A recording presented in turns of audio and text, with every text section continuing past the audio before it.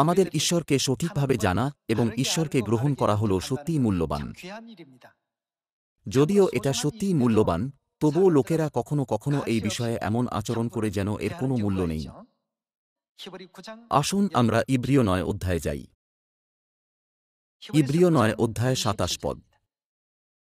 আর যেমন মনুষ্যের নিমিত্ত একবার মৃত্যু, তৎপরে বিচার নিরূপিত আছে, তেমনি খ্রীষ্ট অনেকের পাপভার তুলিয়া লইবার নিমিত্ত একবার উৎসৃষ্ট হইয়াছেন। যখন তিনি ২০০০ বছর আগে ইসরায়েলের দেশের নাসারতে এসেছিলেন, প্রায়শ্চিত্তের বলিদান হওয়ার জন্য তিনি ক্রুশের কষ্ট বহন করেছিলেন। বাইবেল সাক্ষ্য দেয় যে অনেকের পাপ দূর করার জন্য তিনি নিজেকে বলিদান হিসাবে উৎসর্গ করেছিলেন। এছাড়াও লেখা আছে, তিনি কতবার আসবেন, দ্বিতীয়বার, বিনা পাপে তাহাদিগকে দর্শন দিবেন, যাহারা পরিত্রাণের নিমিত্ত তাঁহার অপেক্ষা করে। বাইবেল এটা ভবিষ্যদ্বাণী করে। তাহলে দ্বিতীয়বার এই অভিব্যক্তি কি অবশেষে এটা বোঝায় না যে তিনি আরও একবার শরীর ধারণ করে আসবেন? কিছু লোকেরা জিজ্ঞাসা করে, তিনি কি দ্বিতীয়বার আত্মাতেও আসতে পারেন না? কিন্তু লেখা আছে যে তিনি আত্মায় সর্বদা আমাদের সাথে আছেন। যেহেতু তিনি সবসময় আমাদের সাথে আছেন, তাই প্রথমবার বা দ্বিতীয়বার এরকম শব্দের ব্যবহার অপ্রয়োজনীয়।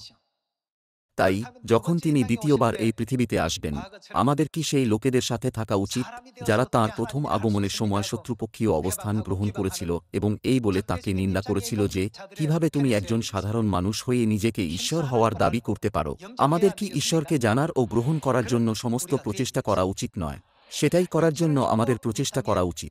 এমনকি যখন তিনি শরীর ধারণ করে এই পৃথিবীতে এসেছিলেন, তাঁর ঐশ্বরিক পরিচয়ের কিছু দিক ছিল যা লুকানো যায়নি। ঈশ্বরের কোন দিক লুকিয়ে রাখা যায় না? এটা হলো অনন্ত জীবন যা শুধুমাত্র ঈশ্বরের কাছে আছে, তাই নয় কি? এটা এমন কিছু নয় যা যে কারোর কাছে থাকতে পারে। সেই জন্যই বাইবেল এবং নবীরা ইতিমধ্যেই ভবিষ্যদ্বাণীর মধ্যে সেই সমস্ত কাজের বিষয়ে রেকর্ড রেখে গেছেন যা শরীর ধারণ করে থাকা অবস্থায় ঈশ্বর করবেন।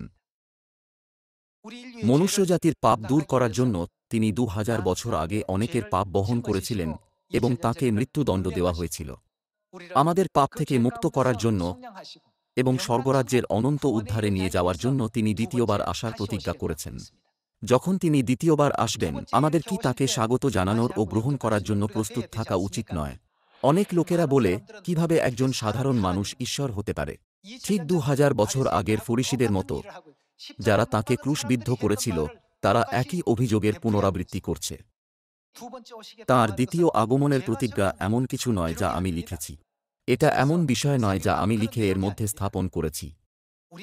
এটা কি সেই বাক্য নয় যা ঈশ্বর বাইবেল এবং নবীদের মাধ্যমে দেওয়ার দ্বারা আমাদের জাগ্রত করেছেন? তারা কি ঈশ্বরকে বিধর্মী বলতো না? তারা কি ঈশ্বরকে মারার জন্য পাথর তুলে নেয়নি এবং তাঁর প্রতি শত্রুতা করেনি?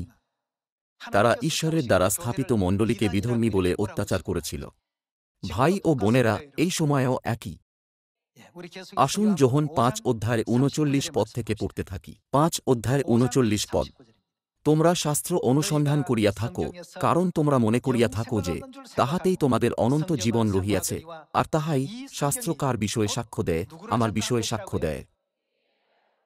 শাস্ত্র যিশুর বিষয়ে সাক্ষ্য দেয়, যিনি শরীর ধারণ করে পৃথিবীতে এসেছিলেন। যেহেতু যিশু হলেন মূলরূপে ঈশ্বর, তাই তিনি বলেছেন, যদি আমরা ঈশ্বরের বিষয়ে জানতে চাই আমাদের কি দেখা উচিত? তিনি আমাদের বাইবেলের দ্বারা ঈশ্বরের বিষয়ে নিশ্চিত করতে বলেছেন। বাইবেল হল ঈশ্বরের বিষয়ে প্রমাণ ও সাক্ষ্য দেওয়ার জন্য ঈশ্বরের দেওয়া রেকর্ড। এটা হল ঈশ্বরের পবিত্র বাক্য।